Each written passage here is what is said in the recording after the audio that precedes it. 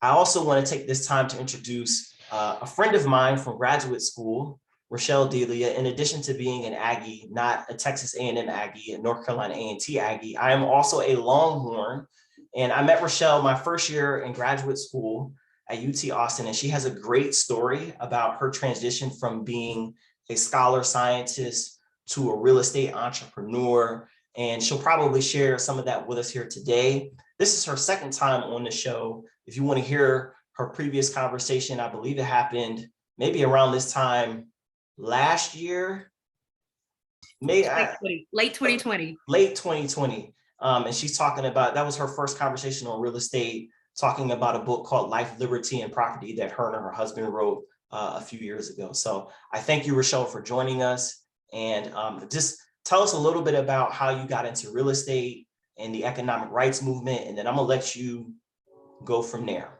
Wonderful. Thank you so much, Langston. Again, it is always a pleasure to be here on your platform. I love Entrepreneurial Appetite and you all's mission, and really excited to hear about the scholarship and endowment that you've gone forward to create. That I think that is a wonderful gesture and just speaks to the testament of, you know, where your heart is in the mission of what it is you're doing here. So I think that is excellent, and certainly directly in alignment with the things that we do at Housing Joint Venture and now with the economic rights movement. So as Langston mentioned, I am a scientist turned real estate professional, entrepreneur, business owner, all the things. So to be very, very brief, I am a nerdy scientist. I got my PhD in chemical engineering, studying nerve regeneration at UT Austin. But I can tell you that I studied engineering. While I do love it and I do love being a scientist, my ultimate motivation was I wanted something that I could have as my profession that would give me flexibility, but also additional income so that I could start investing and really propel myself forward as quickly as possible. And so, you know, I came from two parents, so like everybody else, of course, but my dad was an engineer and my mother was an entrepreneur. And so I'm kind of a myriad of the two, because my dad was always saying, you know, it doesn't matter how smart you are. It doesn't matter, you know, how intellectually capable you are. It only matters how good you are and what you've done for me lately. And so you have to take care of your own two cheeks when you're behind, because nobody else will. And no one cares more about your money and your financial growth more so than you. And so I thought that was very, very good advice. And so he's like, you know, study as hard as you can, get as much, you know, education as you can, but never rely on your employer to be your sole source of your livelihood, because ultimately that's outsourcing your ownership and outsourcing your responsibility. And that, you know, that's not something that a competent adult should do. Instead, that is your own individual responsibility. And so that really encouraged me to start investing in real estate very early. So our first year of graduate school is when I bought my first little house to live in as a graduate student, keep as a rental, and then many properties later, ended up meeting my husband, who is now the founder and CEO of Housing Joint Venture, which is a real estate development and education firm. And our whole mission is belonging and pride for all people. And I'm going to talk a little bit more about that later on in this conversation. But really, we think that housing is a fundamental human right and one of those first rungs when it comes to economic mobility for individuals. And so with that, again, if you have any questions as we're chatting this evening, go ahead and put them in the chat. I will try my best to monitor the conversation as we go. But of course, you know, I may have a little bit of issues with that as I will be sharing my screen. But really excited to chat with you all tonight. And I think this is going to be a great conversation. And again, I'll be chatting for about 35 minutes or so. So there should be plenty of time for Q&A at the end. So with that, I'll go ahead and share my screen here. And so hopefully you can see that. And let me just make this full screen mode. Okay, awesome. And I do, if you see me looking down, I did take a couple of notes because I just wanted to make sure I hit some of these very important highlights. But, you know, I just really wanted to start out, you know, the economic rights movement is really an idea and a momentum and a larger vision for how individuals can participate in economic mobility. You know, if you've been paying attention to the news in the past year or so, you'll know that there's always been a conversation about the wealth gap and this divide between the rich and the poor, the top 1% and everyone else. And I honestly believe that if we don't take action sooner rather than later, then that gap between, let's call it the rich and the poor, the haves and the have-nots. It's just going to get so wide that we really won't be able to traverse that gap. And so here at Housing Joint Venture, we like to say there's not a have and have not, it's the have and have mores. And how can we make sure that we're on the right side of history? And that's really what this conversation is about. And so when we think about history, there are some critical times where society has gone through fundamental shifts. So you can think about the age of enlightenment. You can think about the Industrial Revolution. And then right now we're in the information age. And the information age is where there's been just access to information at a level and speed and quantity that there never has been before. I was thinking about that in preparation for this conversation. And I remember when I was a girl, we used to have these things called floppy disks that you put in computers, and they were actually floppy, right? Like they were legitimately floppy. And of course, before that, you had like actual cards, and we were programming on Fortran and stuff, but I'm not that old. So, you start out with actual floppy disks. And then when I was in high school, our floppy disks weren't floppy at that point. They'd evolved to the 3.5-inch floppy, which was actually quite firm and, like a little rectangle chip. And by the time I got to college, 3.5 floppies were pretty much obsolete, and we had USB drives. And now today, the USB drive of old is now replaced with Box, Google Drive, OneDrive, and all these digital storage programs and software as a service. And so the rapid development of technology and the pace at which we're able to access information, it is absolutely unprecedented. We have these cell phones that are now literal supercomputers, legitimate supercomputers in our hands, and we have access to anything we want to know at all times of the day or night. And that is absolutely, absolutely incredible, because that is something that no one else has had access to. When I was a girl, like very young, if I had a question about something, I need to go to an encyclopedia to answer the question.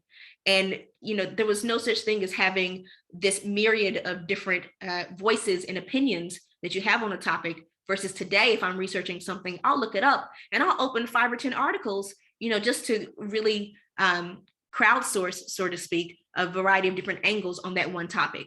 And so the information age has really done a lot for us and for the average individual.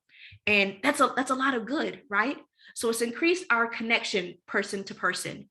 So we really have a lot more connectivity than we've ever had before. Langston mentioned that we went to graduate school together, and we were, interacting with some other folks in the chat who also went to Texas. Many years ago, after you've left school, you don't necessarily have a way to keep in contact with the person if they don't live in your local environment, your local area. So it's very common that once you graduate school, you lose touch and you either never see that person again, or you wait for that 10 or 20-year reunion. Versus today, we have social medias, we have all the ways where we can keep in contact at the level and frequency, again, that is absolutely unprecedented. And that is absolutely amazing. Because with that connection comes additional economic opportunity. So I think we've all heard of people that start a business from their cell phone on social media. They become, Instagram famous and so forth and so on. And again, that is wonderful. And the last point I want to make here is that it's not just that we have access to information. We have access to information that was previously hidden or siloed. So it was only if you were in, let's call it the good old boys club, or some tight-knit network, that you had access to information. You could learn how to, let's say, invest or whatever specialized topic it is that you're interested in. And the information age has really brought visibility to that opportunity, which again is absolutely fantastic. And that's what the internet has brought us. But the internet hasn't done everything. And one thing that, in reflecting on why these things are so important right now, is visibility is fantastic. Access to information, unprecedented. But what it did not deliver was ownership and mobility. And that truly is the name of the game when it comes to building wealth and personal sovereignty, okay? So when you think about it, you have access to all these platforms, you can participate in these platforms, you can gain information from these platforms, but you don't share in any of the actual ownership or the true utility of that platform. So for example, we can all get on Facebook and, we can post and drive content and drive traffic, but ultimately we're on borrowed ground. We are renting our spaces there, right? And so what you have is you have these institutions and these ecosystems that have restrictive ownership and restrictive mobility. Now, you end up with ecosystems that thrive on user participation, but the contributors themselves, they don't share in any of that upside potential or that benefit. And we're also still living in an age where your country of origin or where you came from, that really dictates how far you're able to move, where you're able to go, and how much difficulty you have in going from jurisdiction to jurisdiction. And that's not okay, right? So there's so much hindrance when you're trying to go and just do normal transactions that it's like, I wonder if there's a better way. Like, is this really the best way to do things? Or is there some other way that we can reimagine how life happens, so that individual person has greater access, greater upward mobility, so forth and so on. And if you've been paying attention, again, over the past year or so, you may have heard topics like cryptocurrency, things like Web3, the future of the internet, NFTs, all these different buzzwords. And essentially, the reason why those things are so important is because they're talking about something called decentralized communities. You may have heard decentralized autonomous organizations. And basically, it's breaking away from these traditional barriers and these traditional lines of demarcation that really cause hindrances, okay? And so right now we are at a microchasm, and that the information age is leaving just what it was. And again, there are lots of benefits of, let's call it the today internet. And now we're transgressing to a new version of this age, and that's Web3. And Web3 brings so much even more opportunity on top of here. Primarily, it gives open transparency. So not just access, but now everyone can see in a transparent manner who the participants are, what they're doing, and how they're interacting. So now you're getting the details. That's a good thing. You're also getting public validation. So that means it is more secure. If you've ever tried to purchase property or do a transaction overseas, corruption, and not that the United States is free of corruption necessarily, but corruption is always one of the things in the back of your mind of, am I actually going to get my money's worth or what I thought I was paying for? And that public validation that gives, as long as it's recorded on the blockchain, that gives validation that this transaction occurred in this manner between these two parties, which is wonderful. So that security, again, is a unique advantage that we didn't get in Web 2 or the current internet today. It's also peer-to-peer, right? So that means that there is no intermediary that is hindering a transaction from one party to another. I'll give you a very quick anecdote.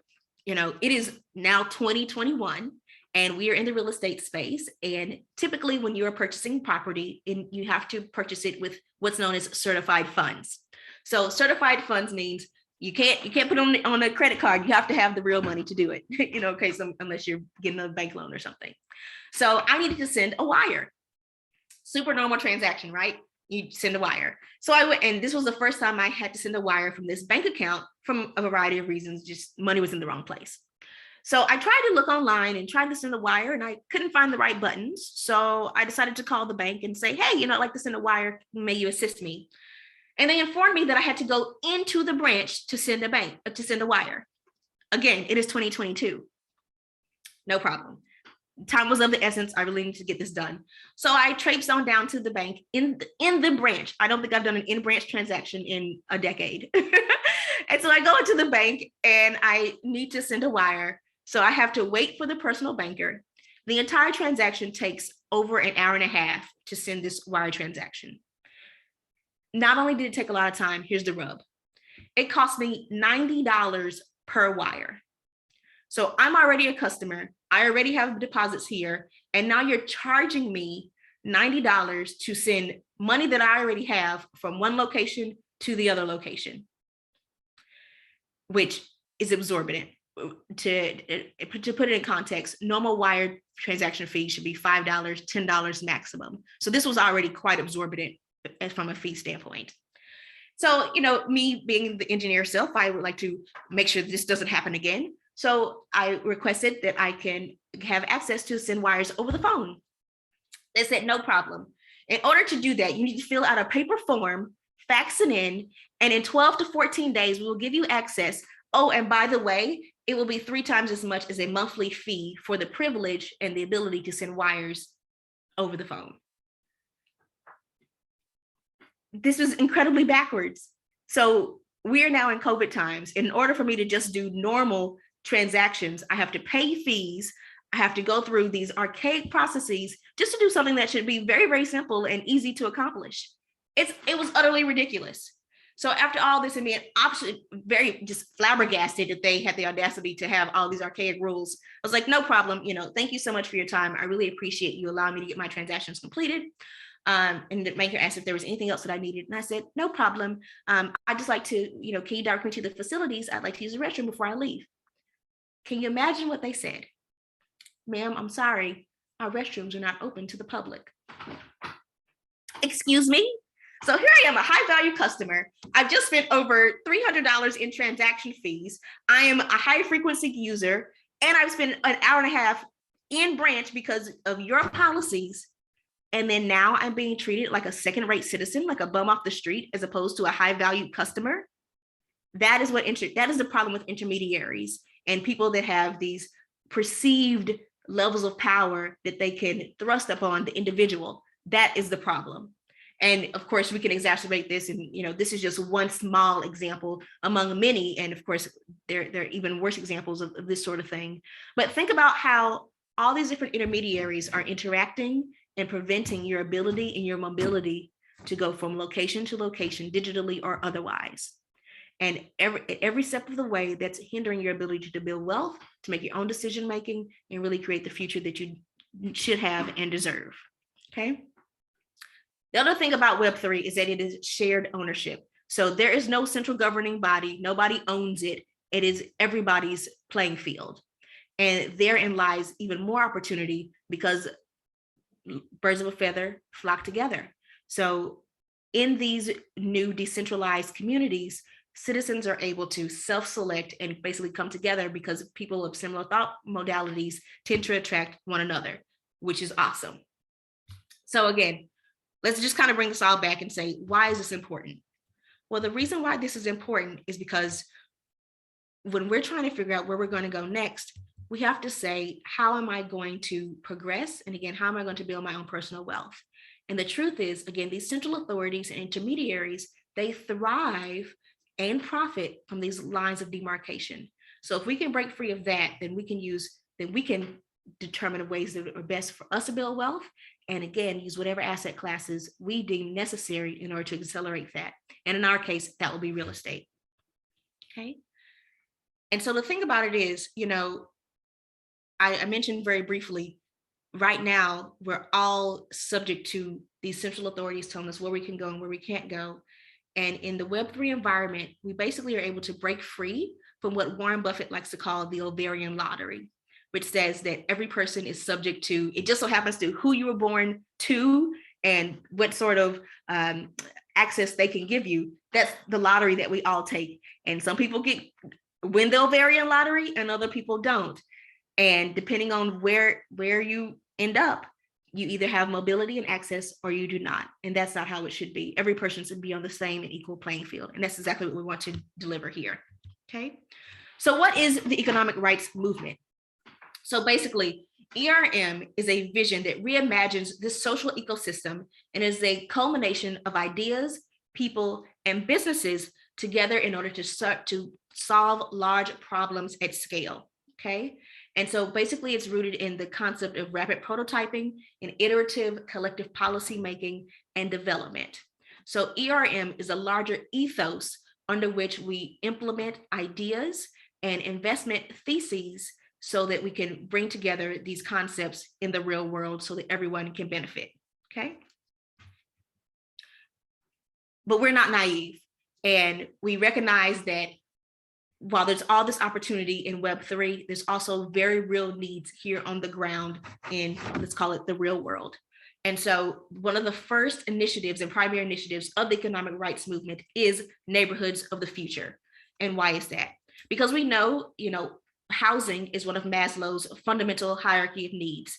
And we believe that housing is really the start of someone's pride and their ability. It's where you get your pride, your dignity, it's a source of respect, and it's showing that, hey, I deserve a clean, quality place to live.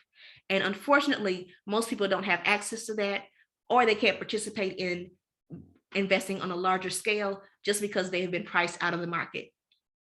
I was speaking with a young lady yesterday, and she and I were talking because she's a real estate investor herself, and she started investing quite young. I think she was 24, 25 when she purchased her first property. And she was kind of lamenting the fact that people today are hesitant to make that first purchase. And, you know, I had to say, I actually resonate with people today that struggle because my first place was $85,000. The problem is that that $85,000 starter home does not exist today. And we'll be talking a little bit for some of the reasons why, but as housing prices and, you know, the cost of construction, the cost of land, and all these different components has increased, that $100,000 starter home no longer exists. It's now a $300,000 or above just to get in the game and get that entry-level property. So that understandably makes people more hesitant to get in and actually participate in the game. Even more so when we talk about housing at scale and providing housing for other people beyond just your own personal family and your own individual housing needs, okay? So basically, you know, real estate as an industry has participated in the internet and information age to some degree. There's certainly there's no shortage of information out there, but there is certainly a lack of participation, and especially around persons of color, marginalized communities, and places that have had systemic underinvestment.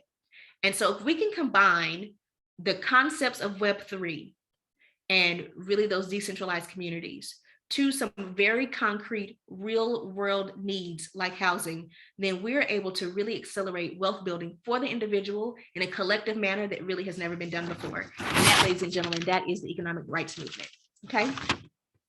And so again, neighborhoods of the future is our primary objective going forward. And the primary need is to address this need for budget-friendly housing. And I'm talking about this from both a rental standpoint as well as a home ownership standpoint, because they're both just two sides of the same coin, to be honest with you. And ultimately, it's out of reach for many.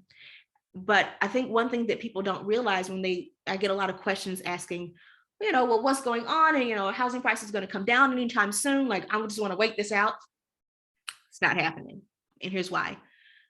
The problem that is causing home prices to increase is not another bubble. It has nothing to do with banks playing funny business. Instead, this is a systemic deficit that is 50 years in the making, okay? And basically this deficit started in the 1970s. It's just been exacerbated over time, layering it on with our demographic realities of being in the States. So here's what I mean. In the 1990s, this problem was already starting to show its head. Then we had the 2008 recession that caused a lot of people to need to abandon their homes for financial reasons. And so that made a housing deficit that was bad. It made it worse. And then in 2020, of course, we had the COVID-19 pandemic that is still going on.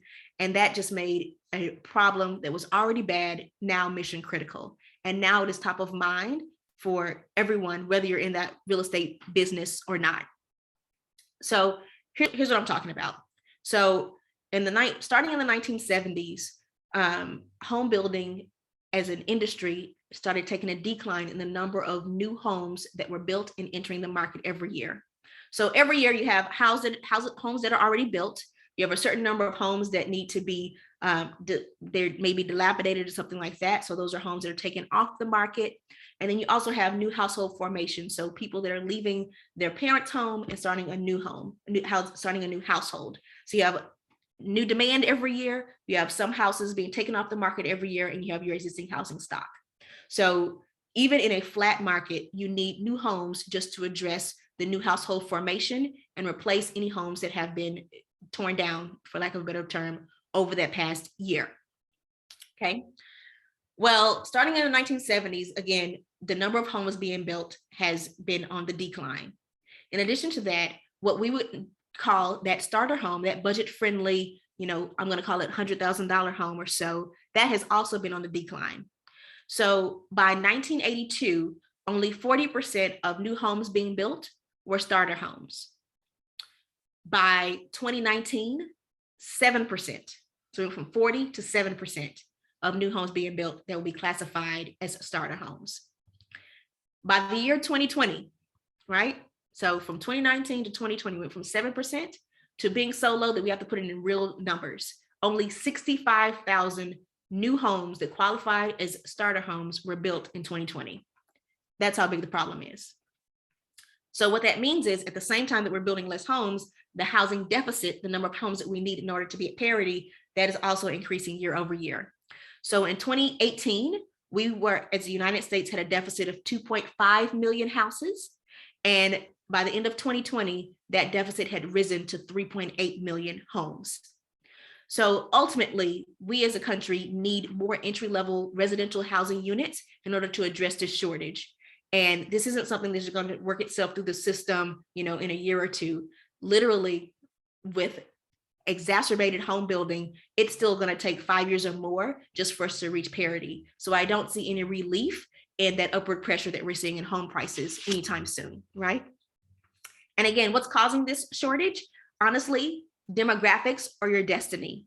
So the thing about it is, we have baby boomers, which are the largest population, and the second largest population are millennials. And millennials are now in the 35 to 40-year-old range where they are really in their prime home buying years, as well as you have other generations that, again, are doing new household formation. And that doesn't matter if you're renting or buying, that is just leaving a shared environment, going to starting a new, housing unit. And so with an increase of new household formation, plus our demographics of, you had this huge population of baby boomers that thankfully are living longer, but that means that we're not getting that household turnover, someone that is retiring or passing away, selling the home, and now it's available for new residents. We're not experiencing that turnover. So now it just makes the whole system that much more constrained. All right. So what do we do, right? So I've given you the doom and gloom situation. So what does that mean that we do? So Rochelle, before you go there, I Yes. want to point out some of the questions in the chat because I know you can't see them. Oh, please do. So our good friend Joyce, Dr. Olushola. Hello, thanks for calling me, Joyce. Asked the question, how do you explain the increase in senior living homes? You have more seniors that are living, so therefore you need more housing for them. It's just a lot of this comes back to demographics. Demographics are your destiny. So over the past couple of years, you've definitely seen an increase in number of assisted living facilities, nursing facilities, elder care housing.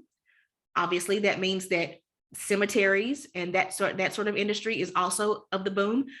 Interesting fun fact, most funeral homes and cemeteries are now publicly traded companies, even before the pandemic, because they were in anticipation of the baby boomer, the silver tsunami is what they call it. So in anticipation of that silver tsunami, they have already put themselves in place in order to address that large need. So it is a fully monetized business model that is publicly traded. I don't know how I feel about that. The fact that they call it the silver tsunami, one, silver meaning like they've gone gray, right? Correct. And they're going to die, but they're also calling it the silver tsunami because they're going to there's a lot of them off the fact that they're going to die. There's a lot of them. So there's a tsunami of them coming. Yes. Yes. Demographics are tell the story. Sorry. Any other questions, Langston, before I head on? No, there's none in the chat. Okay, awesome. So yeah, demographics really, they what is it? You have the music and the chord. So demographics can really give you a sentiment of where we're going and why. So let's talk about some of the things that we can do, right? So one of the main solution that we're planning to implement when it comes to addressing this housing shortage and leveraging some of the new benefits of Web3 is we've identified locations that we are calling Erm Zones. These are target locations that are primed for growth potential as well as economic development. So when you think about real estate investing as an industry, typically investors fight amongst themselves, trying to get the best deal in a very constrained location. And again, that drives housing prices up.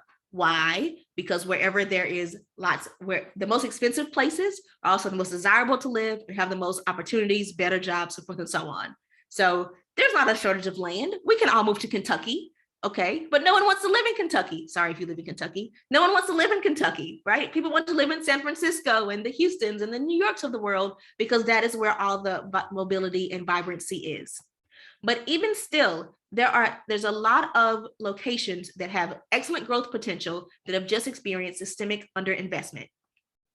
So instead of fighting it out with existing or other investors for just small opportunities that honestly, all it does is drive down returns and really make it more difficult to earn a valuable investments. Instead, we focus in tier 2 and tier 3 cities that have growth potential, where there is little to no investor activity, as well as systemic underinvestment, because that allows you to have acquisition prices that are much more attractive, even lower than their as-built cost or intrinsic value. What I mean by that is, and a lot of times you can buy the property for less than the sum of the parts. So I can buy this property that's already standing for less than it would cost me to buy new roofing shingles, 2x4s, paint, drywall, and concrete, right? So because it's already built, it's less expensive. I don't have to put that labor in it. And so if you can purchase it at that lower cost, then that lowers your basis and allows you to deliver outsized returns to all participants and investors. And that's essentially the business model there. Now, I should mention that at Housing Joint Venture, we've been doing this model in practice for over the past decade and really have ironed out a lot of the kinks. So we focus in the mega Midwest because there is so much opportunity here in a variety of different investment modalities that I'll speak about on the next slide. And so at this point, this is no longer a thesis. This is actually what happens in real life and something that we've tried and tested in 4 cities to date. So not only did I start investing in Austin, but Housing Joint Venture's footprint is in Columbus, Ohio, Dayton, Ohio, Toledo, as well as Detroit, Michigan. And so in these neighborhoods and in these subsections in these cities, there is certainly a lot of opportunity and a lot of need, both from an investment standpoint, as well as from the housing individual owner occupant standpoint as well. And the focus there is on serving the millennial audience, because again, when it comes to new household formation, millennials are forming new households at a greater clip than any other demographic audience. So with that, you might be thinking, oh, this sounds good. And she's spitting some facts and data at me, but why do I have to do this now? And why is this important? Well, the thing that why now is important and why now is different is because of something known as inflation.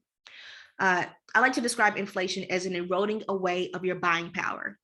So again, I'll use this example. When I was in high school and I first started to drive, I would ask my parents for $20 every week for gas. And the reason why I did that is because that was enough to fill my tank. So if I was on empty, I could go from E to F for a $20 bill. Inflation, however, is an eroding away of your buying power. So what that means is if I had the same vehicle and the same $20 bill, and I went to the same gas pump, I wouldn't necessarily be able to go from E to F with that same $20 bill. I may be able to get 3/4 or maybe a half a tank. So I'm spending the same dollar at the same institution to do the same thing, but what I'm getting in return is effectively reduced. My buying power has been eroded away. And that, ladies and gentlemen, is what inflation is. And inflation is here. And it is a part of the housing, it is a part of the broader economic cycle. Now, one thing that you should note is that the Federal Reserve has a goal of keeping inflation at less than 2%. If you've been to the grocery store lately, you can see that that's not exactly happening. And the reason why that's not happening is because housing is a key component of the business cycle. So as long as housing is accelerating and really getting this upward pricing pressure, inflation is going to be prevalent in our market. So definitely something to keep in mind there. And so the reason why owning real estate is so advantageous is because it is an inflation hedge.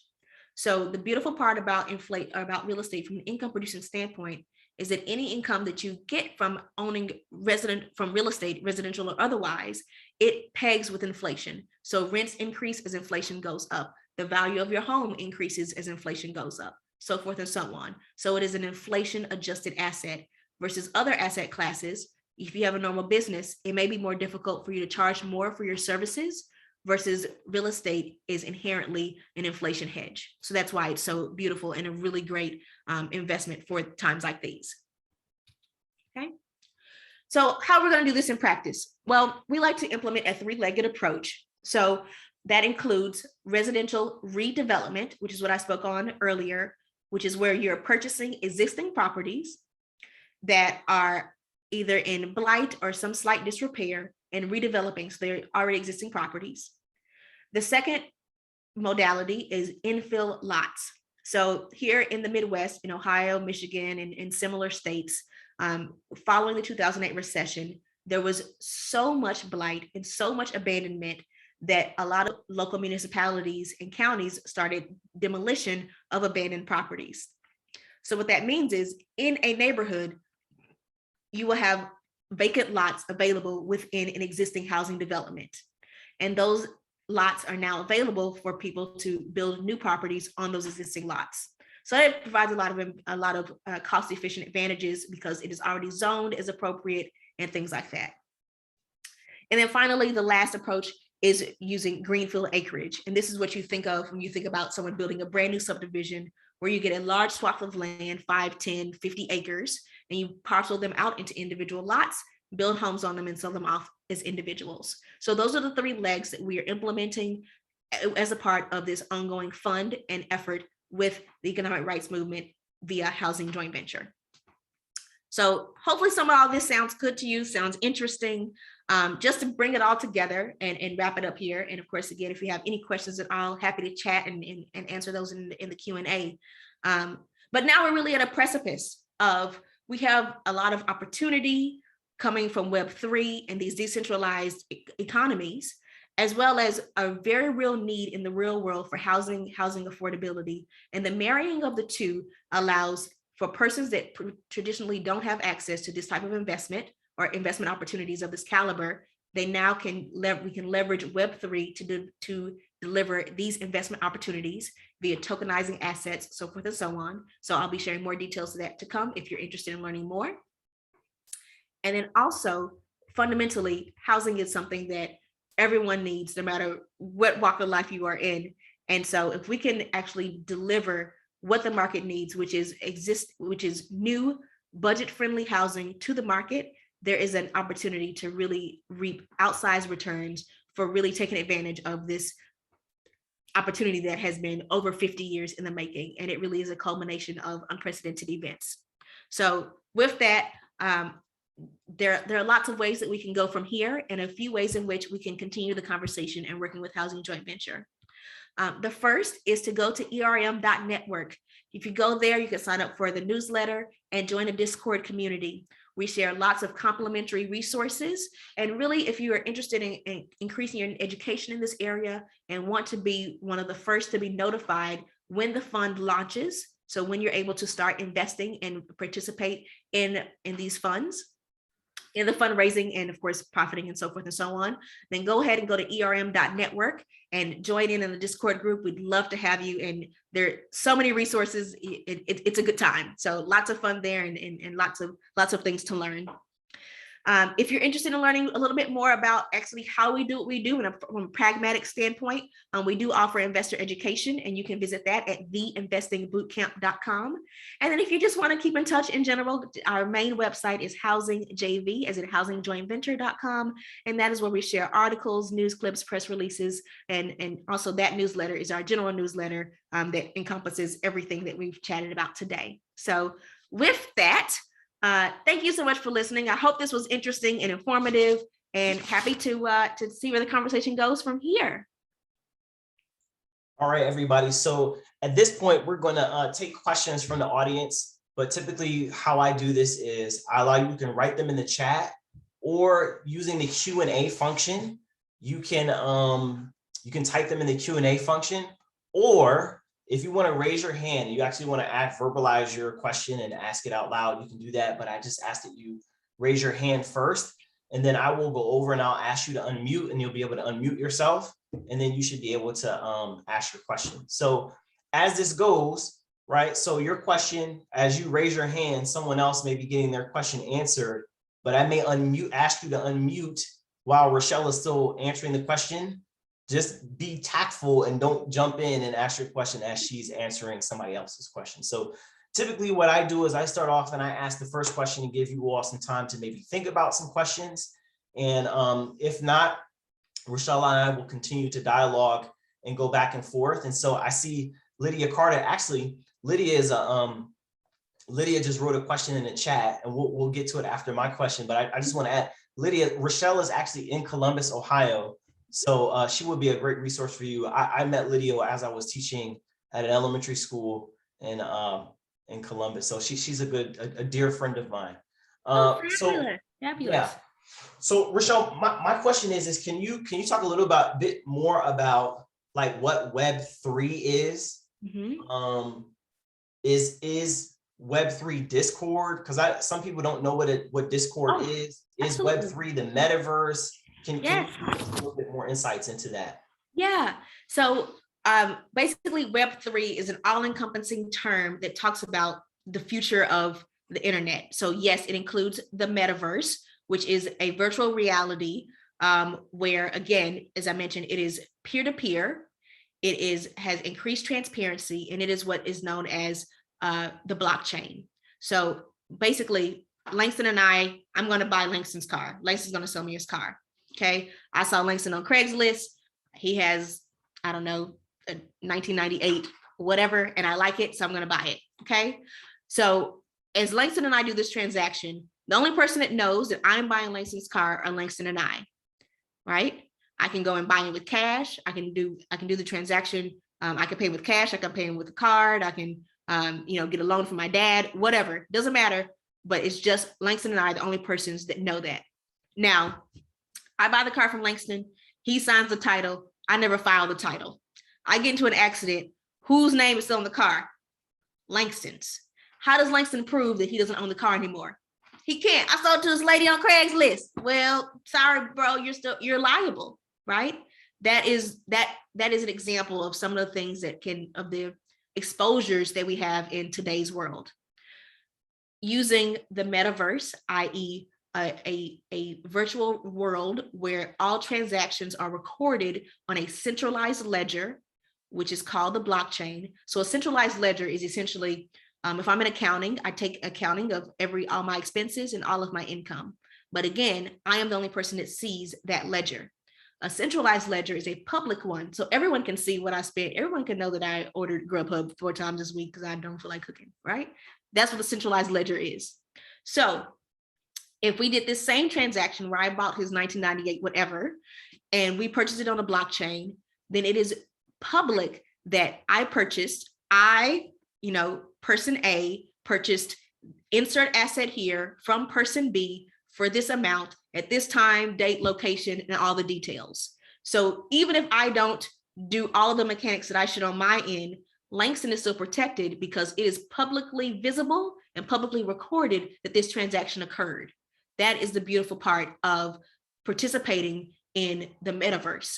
And the way that people talk about it is, so Web 2 versus Web 3 is just a way to wrap your head around what's going on, and that, when you upgrade something, you get the 2.0. So like I have an iPhone X, so I'm a little bit late, but the iPhone 14 is coming out this year in 2022, right? So every incremental number lets me know that there's progress. So Web 1 would be just us on Craigslist off chain. Web 2, which is the internet as we know it today, and then Web 3 is just a part, somewhat jargon, but it's a way to delineate between today's internet and tomorrow's internet. And tomorrow's internet is based on additional transparency, that blockchain, and using currency that is not tied to one governing body, i.e. the United States issues the dollar, the Japanese issue the yen, so forth and so on. So I am no longer bound by anybody's jurisdiction, by anybody's rules. I do what I want because I want to do it, and you can't stop me. And that when you are, I'm going to say perpetually the underdog, you kind of need to take advantages of situations and new opportunities like this. And so that's why this is such an unprecedented opportunity. So hopefully that helps. So what I'm going to say to you is my interpretation of what you said, and you let me know if it's correct. Okay. So essentially what you're proposing as the economic rights movement is a way of leveraging blockchain technology, cryptocurrency, to invest in real estate, in real real estate, not necessarily metaverse real estate. And so go ahead. The way the fund will be structured is that we will have our, so when you have a fund, you raise money, Some of that money is deployed, some of that money is held in reserves. So the reserves will be held in crypto. We will be purchasing some digital real estate because some of those returns are impeccable. And you do need, we think that it's important to have exposure to that and really create that new jurisdiction. But of course, the ultimate need is in real world real estate that we've talked about already. Great. So I think the main takeaway here is that Web3 isn't necessarily just the metaverse. It is the all-encompassing term for the way in which the internet is going to be evolving moving forward. So, right. It's a whole change of your mindset. So this isn't just about, buying a random little rental house and renting it out. The game is so rigged that we need something that is fundamentally a fundamental shift. And that's exactly what this is. Thank you. So I'm gonna go to Ms. Carter's question. And so hers was very much about the fund. So she's asking, is she able to invest in the company or the fund in the way that someone would invest in a mutual fund? Yes, that's a good way to think about it, Lydia. Exactly. So depending on so we're still in the real world and we're still governed by the Securities and Exchange Commission, and real estate is a security. So depending on your personal aptitude, if you're an accredited investor, then you can invest directly in the fund. If you're not an accredited investor, then you would need to invest via Web3 and the blockchain, because again, that has access to everyone, not just accredited investors. So the way it works today in the real world is only people that have $1 million of net worth or an income for themselves as an individual of $200,000, if they're married, $300,000 per year. Those are the people that are traditionally allowed to invest in real estate funds, or in like a private REIT or a fundraise. So that's why most people can't invest as a group, because you're disqualified fundamentally. Okay. Now now you can raise smaller funds, but that's really just on an individual property, not at scale like what we're talking about here. So we're talking about large swaths of land, tens of hundreds of units at a time. So at that scale, you are subject to the SEC regulations. So the way that we've structured our fund is that a portion is reserved for persons that are accredited. So those persons are going to have a minimum investment amount. Today, that's $25,000. So that will be the minimum amount that you can invest in order to participate at that level. If you are not an accredited investor, then you would need to participate via a separate regulation that isn't necessary here. But yes, you can still participate, but it will be facilitated via the blockchain. So again, you still get that transparency and you're able to have lower investment amounts. And we're thinking that investment amount will be somewhere in the $1,000 to $1,500 range, of course, depending on how currencies fluctuate, things like that. So hopefully that's helpful. But broadly speaking, yes, you would invest similar to a mutual fund. And just like a mutual fund, you can either invest directly with your own personal funds or via retirement accounts. So, and happy to take this conversation offline as necessary. And that's something we certainly help our investors do and navigate. So no problems there. So Megan asks, and I'm gonna massage the question a little bit. She's basically asking, if the housing market isn't gonna go down anytime soon, like what are the best alternatives to look to for investing in real estate right now, right? As opposed to prepare for when the housing market will go down, if it ever does. Right. So this is one of those things where some things will become so expensive that what I'm about to say is going to be controversial. So let me preface it with that. The American dream and the concept that individuals can own a home will no longer be our norm. So the fact that people are becoming more accustomed to renting and fractionalized, and wherever we can allow for fractionalized ownership, that will become much more the norm. So think of much more of a timeshare or rental model as opposed to, I own my own home outright, free and clear. That is where we're going as a society.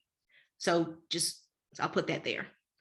Next step, what can you do in the meantime? Real estate is just an asset class among others and among many. So learning fundamental investing concepts really is where you begin. So making sure that you understand what the different asset classes are, what your investor persona is, every investor is going to have different levels of risk and different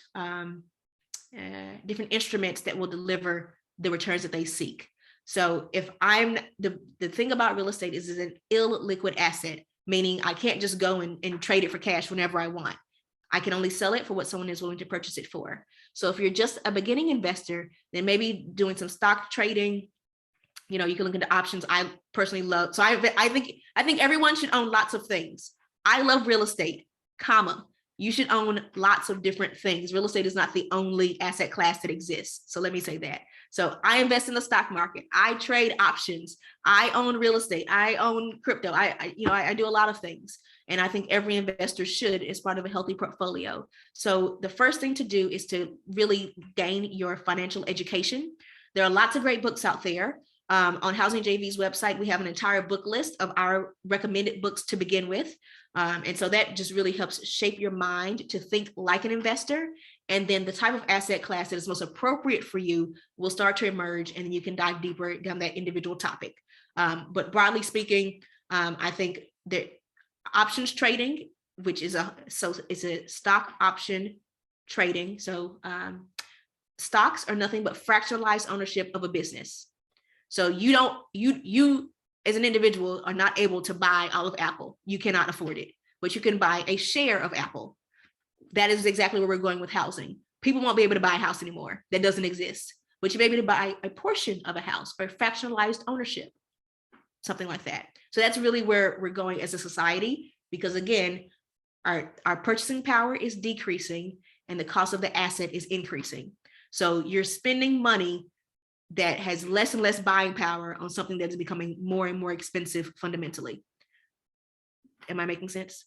So you're trying to pay money for something, but what you're paying with is becoming less and less valuable, and the thing you're trying to buy is becoming more and more valuable. So you're going like this. You're going in opposite directions. That's the problem, and that's why things like Web3 are so necessary. That's scary. It's scary, to be honest. I'm here to tell the truth. I mean, I know it's the truth. It's like when you look at the like Zillow had to like liquidate, I don't know how many homes that they had bought. Mm-hmm. And one of the bigger funds, I don't remember the name, I don't get it wrong. You're bought up all the homes, right? And they're not going to sell those homes. They're going to make those rental communities like in ways I've never, like, I don't imagine, like when I was growing up, they would build a new subdivision and people would buy the house. Now they're building subdivisions for you to rent the home perpetually. Right. Built to rent. Correct. Yeah. It's correct. Yeah. Correct. It's scary. Well, so so that's essentially the choice that we have. We can either sit and be scared, or we can say, what am I going to do about it? So we don't have the luxury of just sitting and waiting anymore. That time has passed. Yeah. That's the reality of it. And yes, so I can go on as I can wax poetic about this, but I want to get to a question in the Q&A, and it's just a clarifying question. So absolutely about your fund, or about the underlying idea of the economic rights movement. Is it about buying real tangible properties that can physically be touched, or digital properties in the metaverse? Can you just rehash that again? Absolutely. So the fund will invest in both.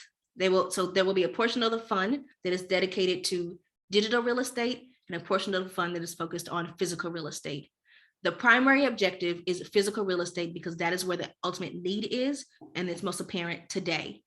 But looking at the larger context, again, we can't play a game where you're aware that there's a barter game being played and you're not participating in it.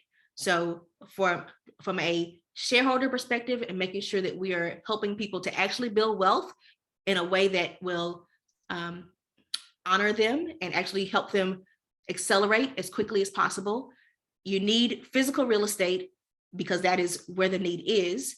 but you also need to participate in this Web3 environment because that is where the future is going. So it will be a bifurcated model. So a portion of it is dedicated to physical real estate. You can touch, you can come to Ohio, you can come to Michigan. We will drive you around. You can touch and kick the buildings. Absolutely. They are real brick buildings. You can see them, touch them, come inside, all the things, just like any other building. In addition to that, a portion will be invested in the metaverse as well.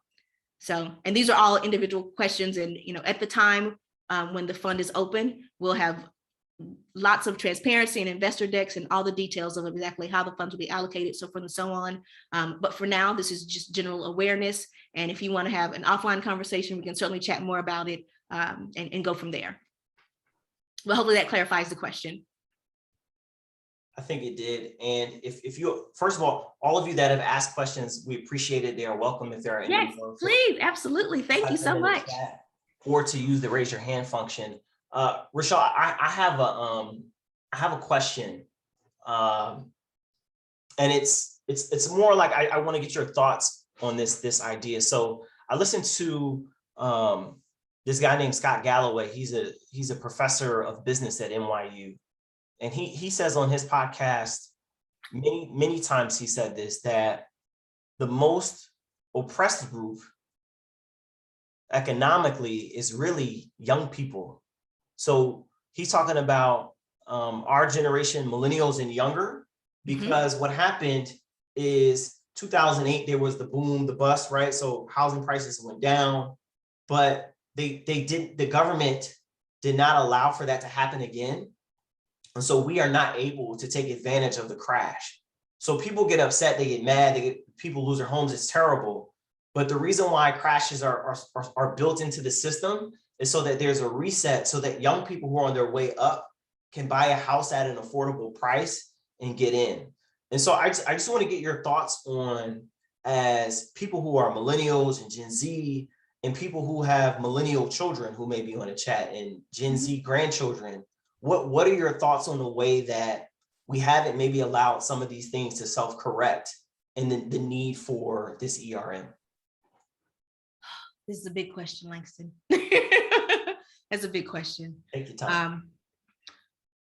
We are now in the world in the longest bull market. So you're correct. So the markets adjust over time. And I think that's a very healthy way to look at it, that as the markets decline, that is an entry point. So this is going back to Megan's question about trading and investing and things like that. So a market decline is not a negative thing. A market decline is an entry point. Any ladies on the call? I love to go shopping for sales. When my favorite department store is having a sale, I don't say, oh my God, I don't want that dress anymore. I say, oh my God, it is on bargain. I'm gonna go get 3 of them in every color. For whatever reason, when it comes to investing, people don't think about it in the same way. When the stock market declines, it's OMG, I'm gonna buy every company I've ever wanted in every color, right? Like I'm gonna go ahead and load up on shares because that's the time to do so. And that doesn't matter what the asset class is. Right now, crypto is down, okay? Housing, another asset class. Stocks, another asset class. Gold, another asset class. These are all the same. So I think that's a very healthy way to look at it, that a market decline is an entry point, because it is.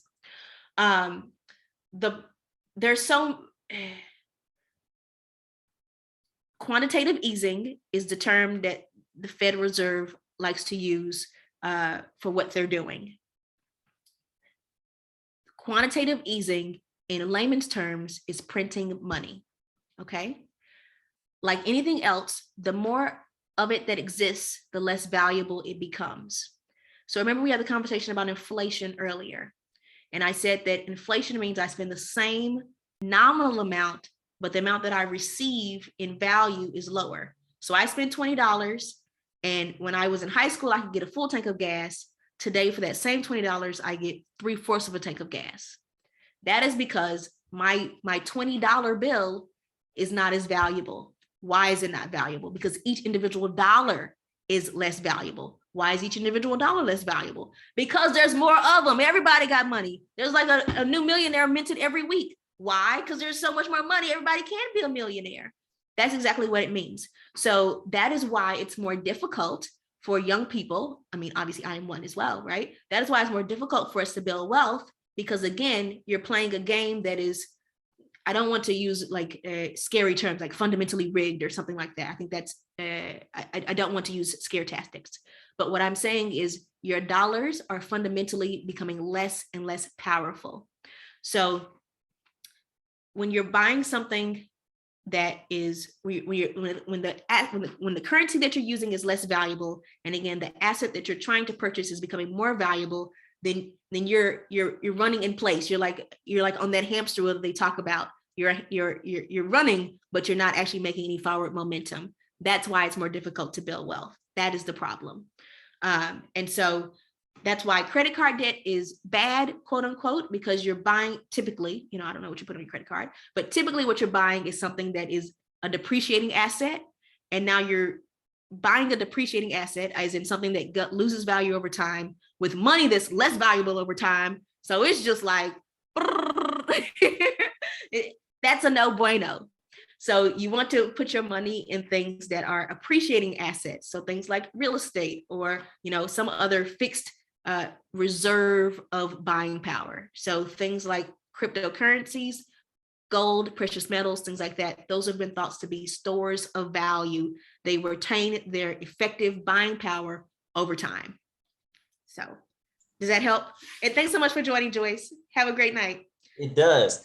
Disclaimer, I don't want y'all coming back suing us. So no, I'm not a financial advisor. I have a financial license. I'm not your financial advisor. Right. So I am not telling anybody what to do. This is just general educational, informational purposes only, and just giving you an education. This is just financial education. This is not, I'm not telling you to do or buy anything. Anything you buy, that is your own decision. So if there are no more questions, we got one question up, the hand went up.